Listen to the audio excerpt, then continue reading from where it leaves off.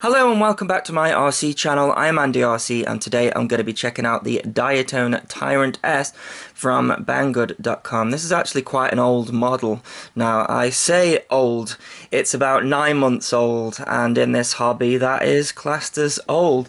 In fact, I thought, yeah, isn't this an old model? Because it says 2017 on the box, but yeah, I guess we're coming to the end of 2017. Anyways, I thought it was still worth looking at because there aren't actually a load of RTF models that you can get from Banggood. We've got the Wizard and the Wizard S, and then we've got the GT2, so that's Diatone as well.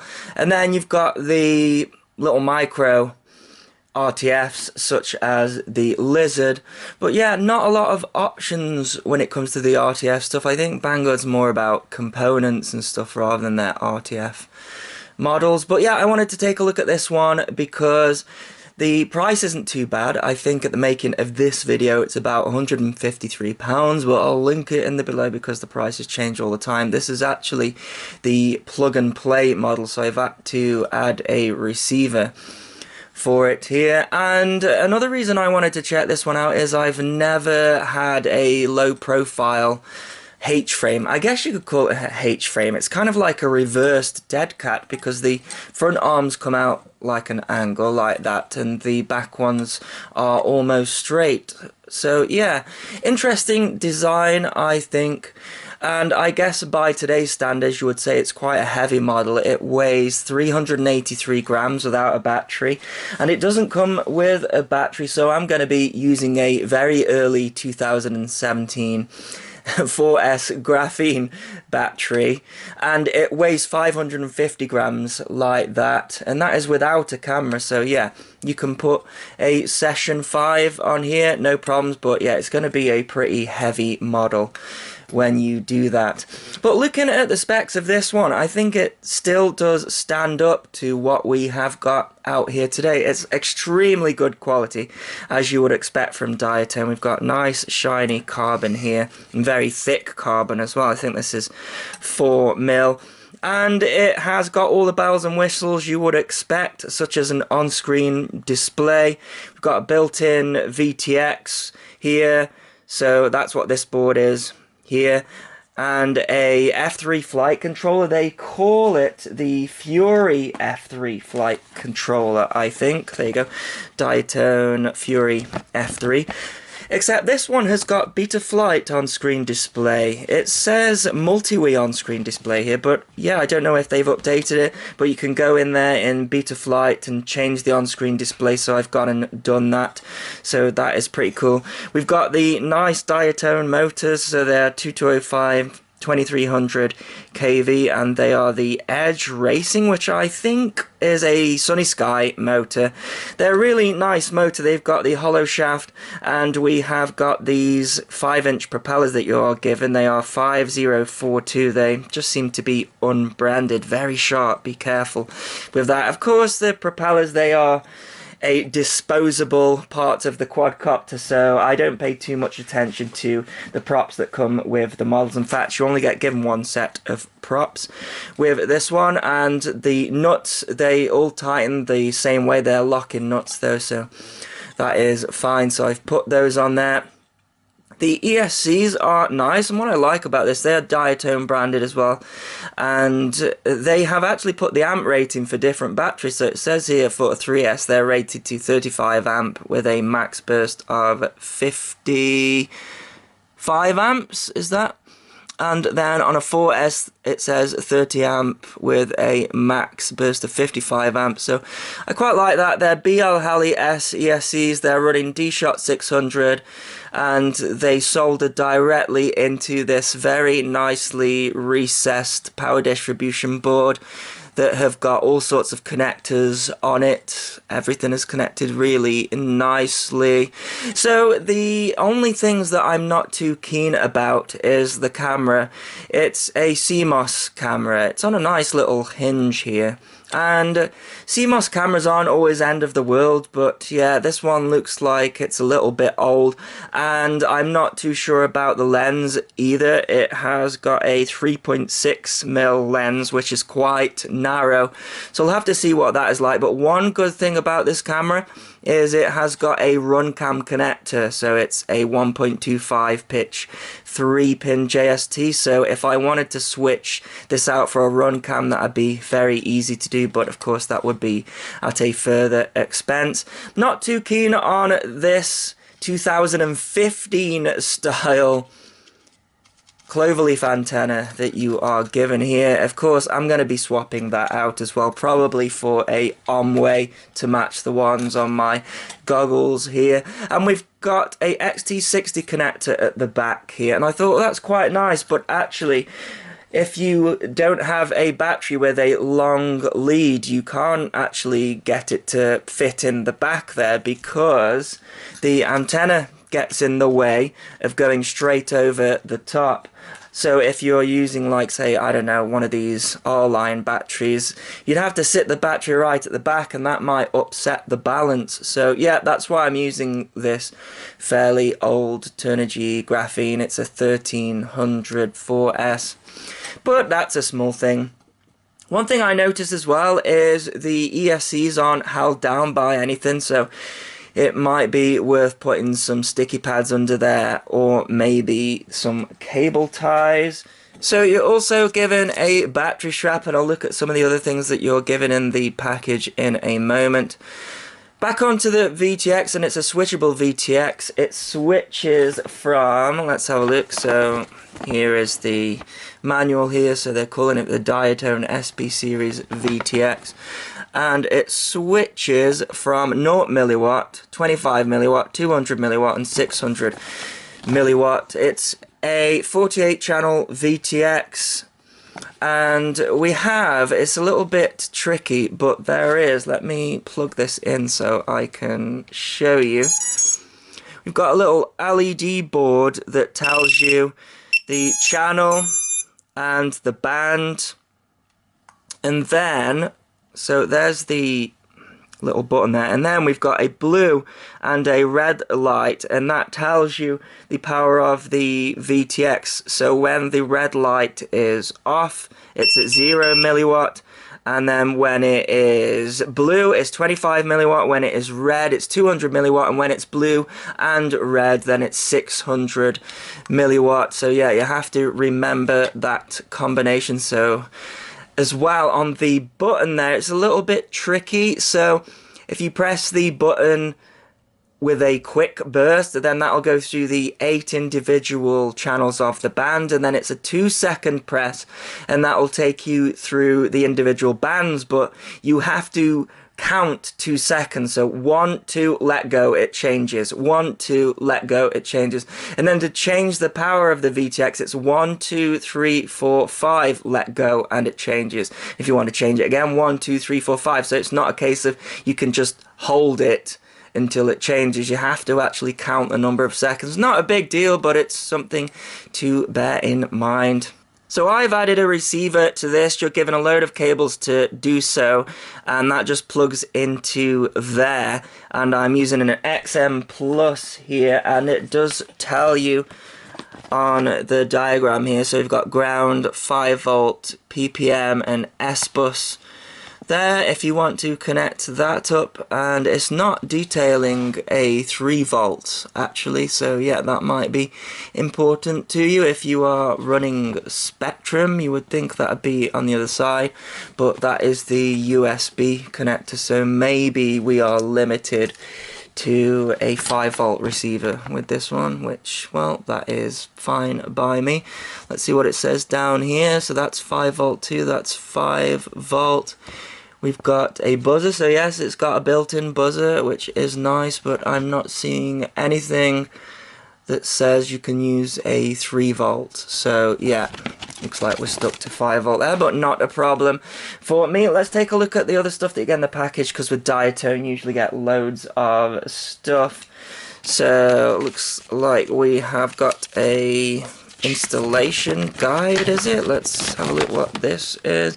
That just looks like, yeah, it just shows you how the frame is built, I think. Loads of stickers, of course. I've already gone through the VTX manual, and we have got the flight controller manual, And then we've got sort of like a warning thing. What's it telling us about there? About the motor screws, just various warnings. I'll ignore that. And then we've got, oh, this is interesting. Yeah, the flight controller, even though it's an F3, is actually soft mounted, giving you some spare rubber grommets for that. We've got another battery strap. I guess that is for your GoPro camera. Some spare screws. That's something I really like about the Diatone products. They always give you loads of spares. I mean, just look at all of these cables here. And like I said, I use the cable for the receiver. I'm not sure what this one is. This one looks like the cable for the receiver, but it looks like we've got a little circuit board on that. I'm not sure what that is. There's nothing that details what that is. I don't know if it's a fuse or something like that, but I didn't use it.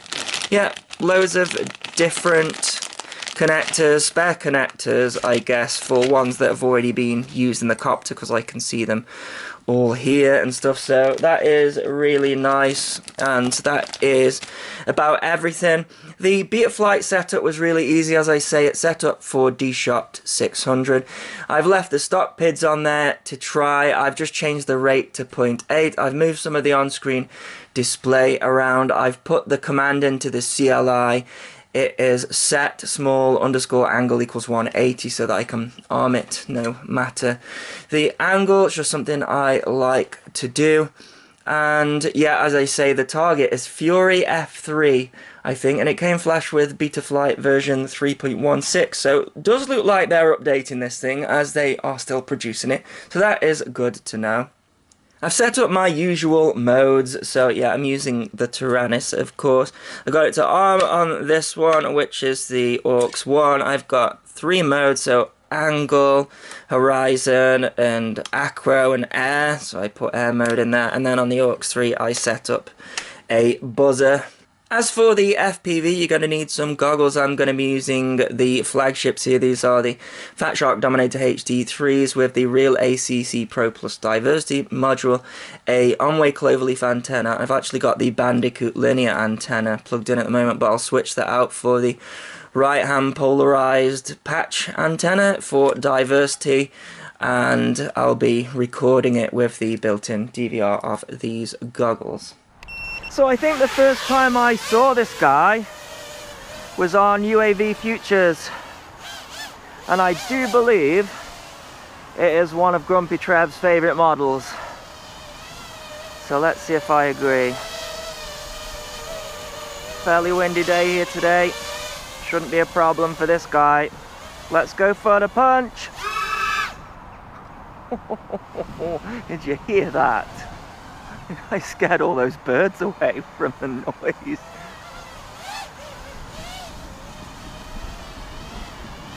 Yeah, it does feel heavier than some of the models that I've reviewed lately,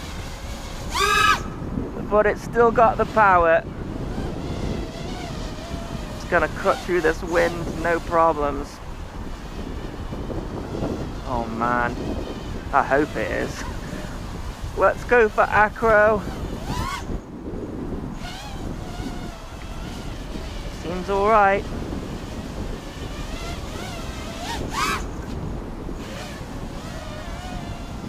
Yeah, it is very blowy here today. Oh, I love the sound though. I love it. I don't know if that's these props. It must be. It's probably these props. Oh, I'm gonna get knocked over.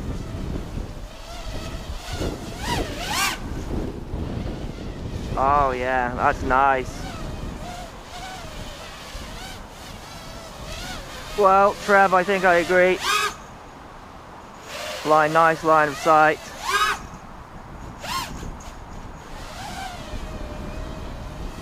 Nice intermediate model for sure.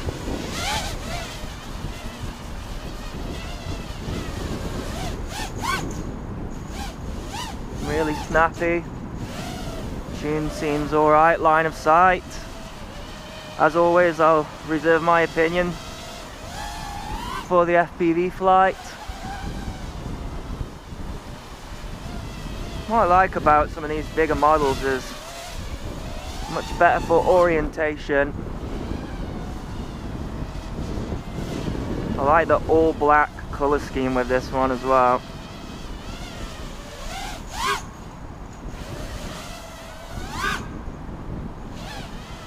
That's nice.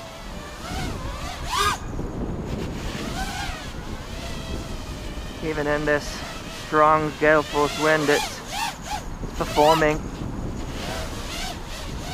which is something I love about quadcopters. There is no way I would bring a plane out in this weather, and I don't have to.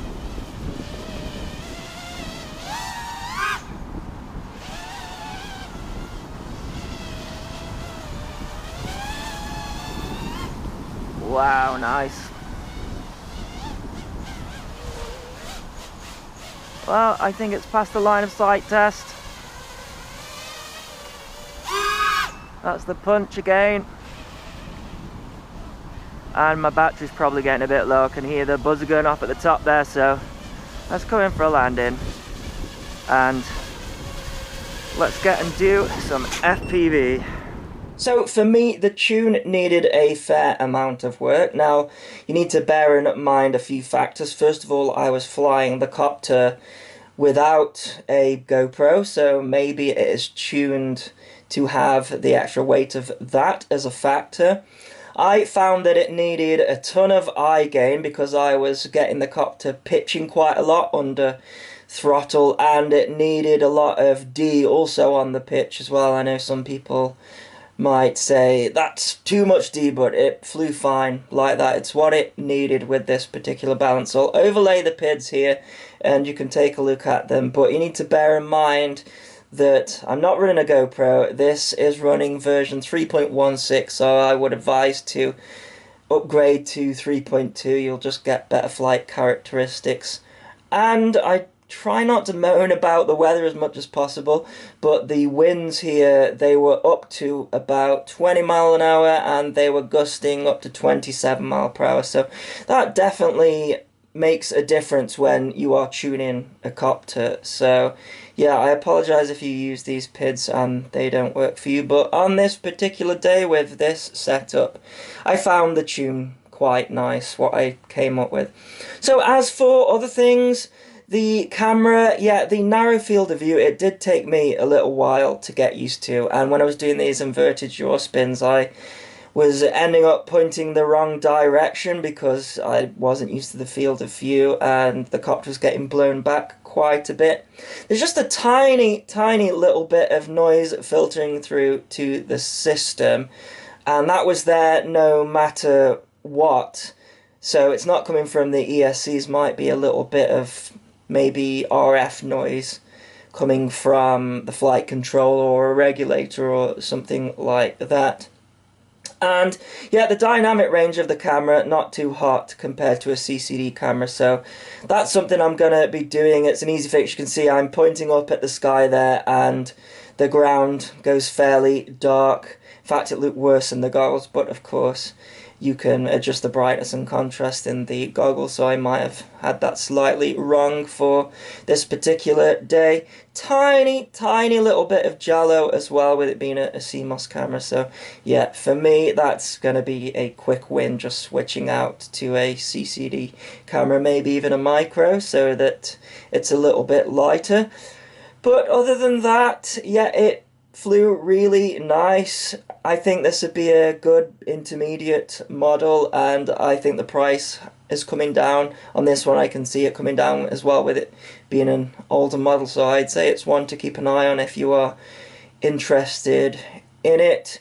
The range and reception was pretty good though. You have to bear in mind, again, I'm using a diversity module, so might be a little bit better than if you're just using, I don't know, something like the box goggles without diversity, etc. But as you can see, I'm able to do my usual maneuvers despite being blown backwards.